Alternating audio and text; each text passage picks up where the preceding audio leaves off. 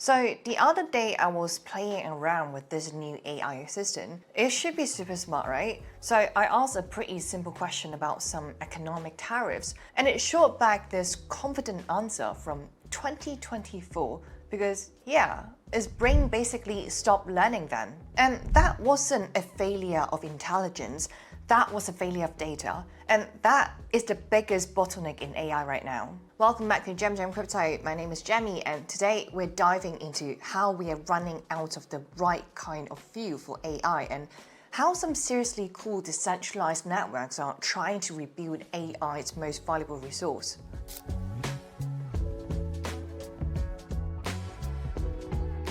Okay, so here's the deal. AI models, especially those fancy LLMs, are like incredibly hungry students.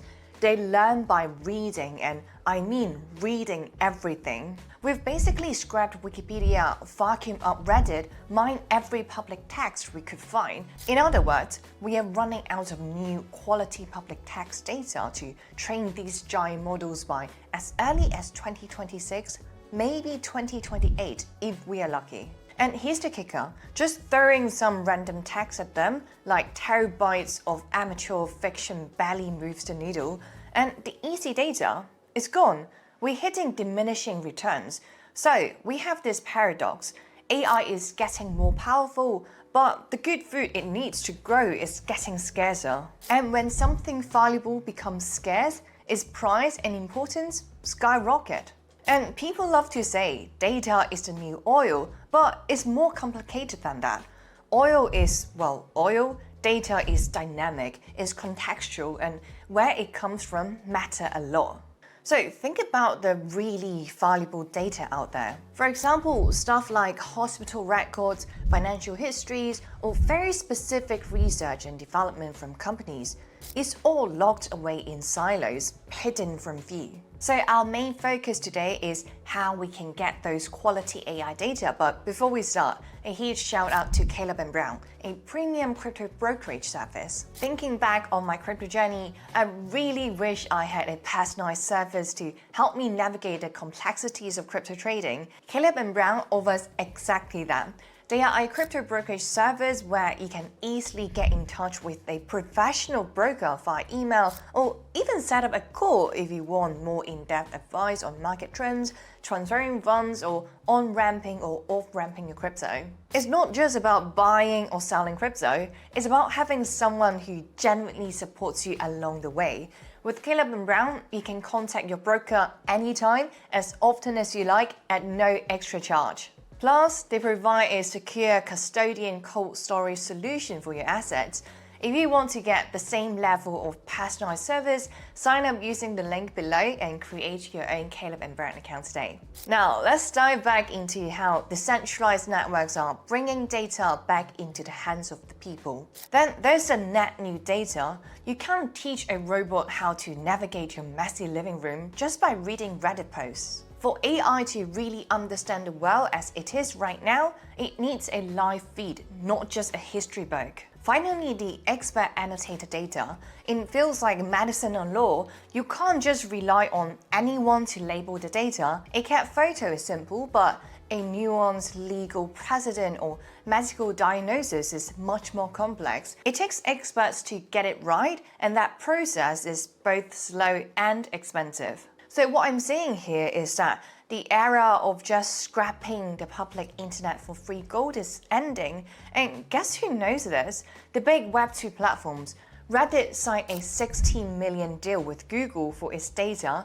X or Twitter charges a ton for API access. OpenAI is paying publishers millions for their archives, and the people who actually created that data, like me and you, we get nothing back. So the deal is, it's an extractive system, but what if we could flip that?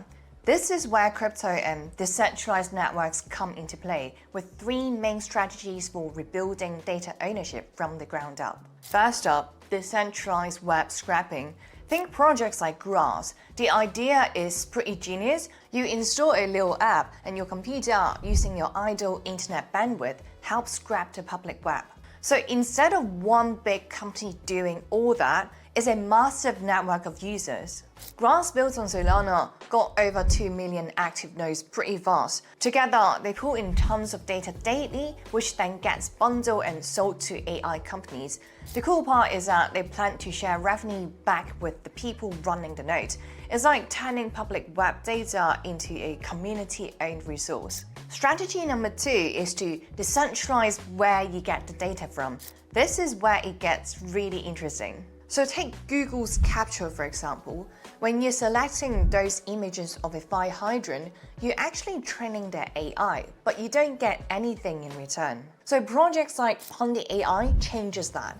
With Pundi AI, you can do the same thing, annotating data, but this time you get rewarded for your work. It's a decentralized platform that lets you contribute to AI and earn from it.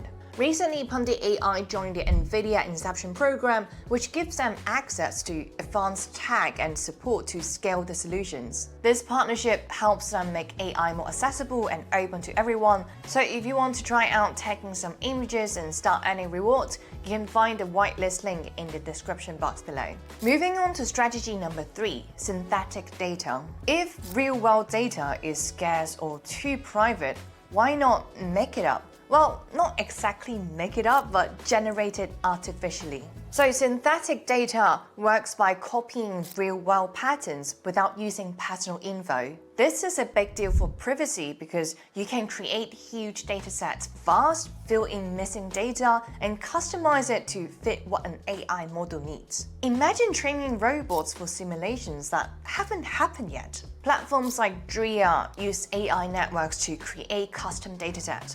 For example, if you need 1 million biology questions, Dria's AI team gets to work generating, checking, and formatting the data. So it's like having a data factory whenever you need it. But synthetic data isn't perfect. If it's too far from reality, it might cause data hallucinations or even amplified biases. Because it's generated by computer algorithms, right? There's a risk that a single mistake could lead to data multiplication and inaccurate results. So you might be thinking, okay, so far so good, but how does crypto help with the whole AI dataset scene? Well, for one, it's its financial incentives. Collecting and verifying data is hard work. Tokens can reward people across a network of these contributions. You help out, you earn. It's like crowdfunding the creation of valuable datasets. Number 2 is its on-chain provenance nature. Blockchains can create a verifiable record of who contributed what, when, and under what terms. This is crucial for tracking where the data came from. Then, smart contracts could potentially automate royalties. If your data helps train a successful AI, you could get a cut.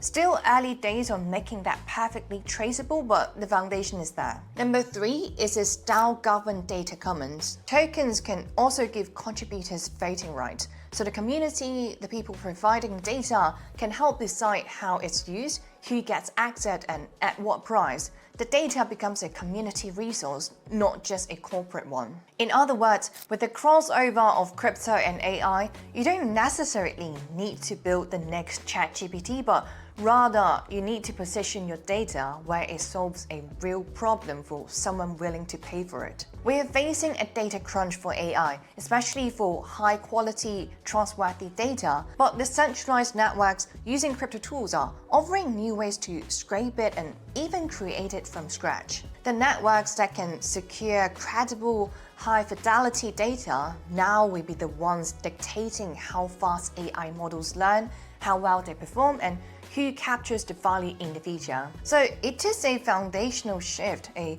slow burn as some call it, but the direction feels pretty clear. I know the AI that regular users like you and me have come across are mostly just LLMs like ChatGPT and DeepSeek, but what if they are incorporated into humanoid robots? What would that look like? So if you're curious to learn more about this, check out this video right here.